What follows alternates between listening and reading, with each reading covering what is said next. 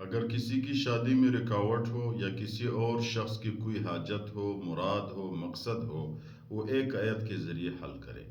آسان سی آیت ہے میرے بھائیو، ہر بندے کو اجازت ہے بڑے بڑے اللہ والوں کی، بڑے بڑے علماء، بڑے بڑے بزرگوں کی مجربات میں سے ہے۔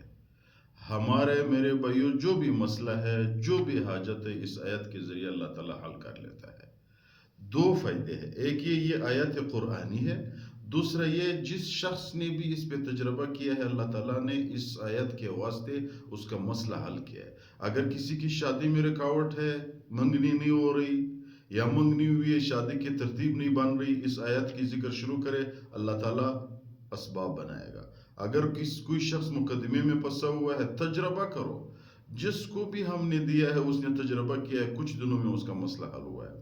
کسی کا مقدمہ ہے، کسی کی رزق کی کمی ہے، کسی شخص کی اور بھی حاجات ہے، بیماری ہے، گھریلو جھگڑے ہیں، مصیبتیں ہیں، پریشانی ہے، یہ سب میرے بھائیو حل اس آیت میں موجود ہے۔ کون سی آیت ہے؟ سورۃ یاسین کی آخری آیت۔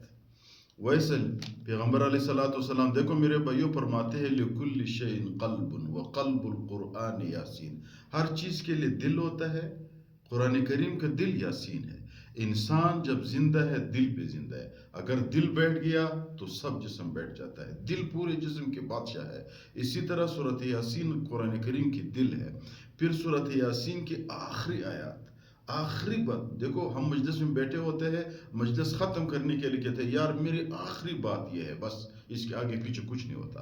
تو سورۃ یاسین کی آخری آیت سبحان الذی بیدہ ملکوت کل شیء والیہ ترجعون، اس آخری آیت کو علماء نے مجرب عمل بتایا، وہ یہ کہ صبح نماز کے بعد 7 دفعہ پڑھا کرو، مغرب نماز کے بعد، عشاء نماز کے بعد نہیں، مغرب نماز کے بعد سنت جب آپ نے پڑھ لی، اوابین پڑھتے وہ بھی پڑھ لی، یا ویسے صرف سنت پڑھ لی، اوابین نہیں پڑھتے، سنت 2 رکعت سنت کے بعد 7 دفعہ پڑھا کرو۔ اس مقصد کے لیے پڑھا کرو، اگر بیمار ہے اسی بیماری کو ذہن میں رکھو پڑھ لو، اگر خدا نخواستہ پریشانی ہے اسی کو، اگر شادی نہیں ہے، اگر منگنی ہوئی ہے، اگر خدا نخواستہ مقدمہ ہے، جو بھی مقصد اور حاجت ہے اس کو اپنے ذہن میں رکھو، اس آیت کو سبحان الذی بیدہ ملکوت کل شیء والیہ ترجعون 7 دفعہ پڑھو، زیادہ سے زیادہ اس پہ 1-2 منٹ لگتے ہیں۔ جب آپ نے پڑھ لیا، علماء نے لکھا ہے کہ 7 دن کے اندر اندر آپ کو اللہ تعالیٰ اپنے مسئلے کے حل کے اسباب دے گا، اپنے مسئلے کے حل کے دروازے کھول دے گا۔ آپ کو 7 دن کے اندر اندر آپ کو نظر آ جائے گا کہ یار مسئلہ حل ہونے کے قریب ہے۔ صرف یہ پابندی چاہیے۔ پابندی کا مطلب کیا ہے؟